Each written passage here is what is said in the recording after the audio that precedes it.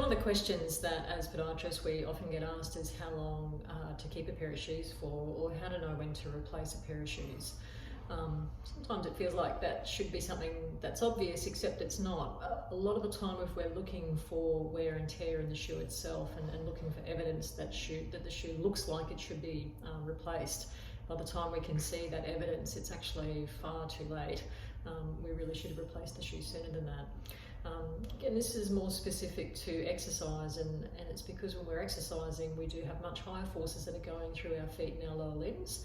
So if the shoe has worn out and is no longer providing us with the same level of shock absorption, say for example that it was, then that can make a big difference to whether or not we're overloading some of those muscles, joints, tendons, ligaments. So there's a couple of things to consider. We want to consider how long we've had the shoe for, or actually how old the shoe is. So this can be tricky. When you're purchasing a shoe, we need to know if that shoe has been recently released or whether it's actually last year's version of the shoe that they're about to be replacing with a new version. They're usually the ones that are on sale. So basically a shoe that's been sitting on the shelf in its box, not being worn, but is still sitting on the shelf for a number of months. Because shoes are made from a top of rubber, that rubber can still fatigue with time. So even if we are wearing a brand new pair of shoes out of the box, maybe we saw our favourite shoes and we thought, oh, I might buy a couple of pairs of those because I really like them. I'm going to wear this pair and I'm going to keep the other pair in the box. So even though that pair has been sitting in the wardrobe for the last 12 months, unfortunately you're not putting the same shoe on compared to when it's the first pair that you put on. Again, because the rubber fatigues, it means that when you go to wear it, not as much shock absorption. So just be wary of that. If you're wearing a shoe and you bought it brand new, generally speaking, if you're wearing it on a day-to-day basis, so for example, if you wear them for work or if you're wearing them for exercise and you're exercising most days, 12 months would be the maximum that you could expect or should expect to be getting from the shoe.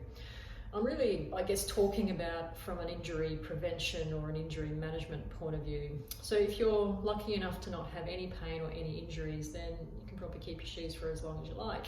However, I guess in our role, we are seeing people who are in pain, and so it's one of the things that we do look at. Time frame is one.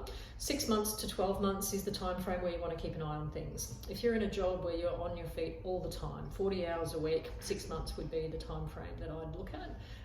If you're on your feet sort of for differing periods of time, then you may get 12 months out of the shoe. If you have a look at shoes, you will find that we can see wear patterns on the bottom. This shoe has only got like an outsole which protects the shoe in certain areas, so where the black is that you can see here, and that's more on those sort of weight bearing areas where you'd expect to be getting much more pressure. Some shoes will have a reduced amount of that outsole to reduce the weight of the shoe. So if we compare this one here, it has that outsole the entire length, and again this is about trying to adhere to the ground and have more traction. So we can look for wear patterns on the base of the shoe, and if we're seeing that there's enough wear where we're kind of wearing through a hole, yep, for sure, we want to replace that. But often seeing wear on the outsole is not a good indicator of if we should replace the shoe, because the part of the shoe that fatigues is actually this midsole. This is where the rubber is, that's where we want to get the best support from the shoe, and that's often what fatigues. It's harder to see that. So one of the things that we can do, it sort of tends to harden over time. So this shoe, I haven't worn it a great deal, but it's actually been sitting in my wardrobe for quite some time. I wouldn't really wear this shoe going for a run anymore. I might wear it mowing the yard, but not going for a run because it's too firm now. The midsole is really, really firm and sort of not really very forgiving. So it feels very hard underfoot. Sometimes once you've worn through a shoe, you can end up sort of bending the shoe in the opposite direction to what it bends. So our foot bends like that as we're running or walking, and then if we can bend it very easily in the opposite direction, it's actually called the dead shoe test. It's a really good indicator that the shoe has had its day and it's not really helping us anymore. If we then look at a shoe, this is fairly new, it's actually much harder for me to try and get that shoe to bend. Bends nicely this way, but I can't really get it to bend that way, so I've still got lots of life left in this shoe.